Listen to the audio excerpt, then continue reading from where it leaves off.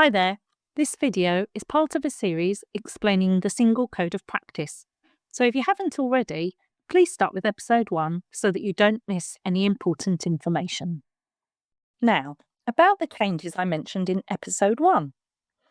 Until recently, it had been the case that if a tariff is payable on arrival and the motorist hasn't paid it within a reasonable timeframe, you could issue a parking charge, even if the motorist did eventually pay before the end of their visit. Technically, the motorist breached the terms and conditions, so the charge would have been issued correctly. However, we know that many operators take a lenient approach and wouldn't issue a charge if the correct payment had been received before the vehicle left site.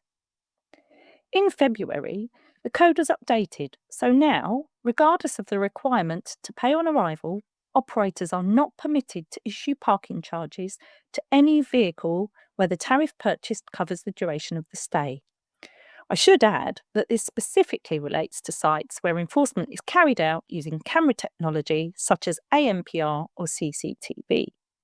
It doesn't apply where you have warden patrols taking place, and you may continue to enforce the pay on arrival consideration period at these sites.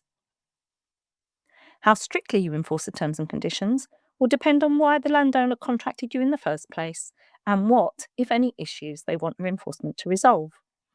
If the problem is motorists using a resident's car park because it's close to their favourite takeaway or it's convenient for the school run, then you might be very strict with the enforcement. But you may have other car parks that aren't misused in the same way and don't require strict enforcement to discourage unauthorised parking.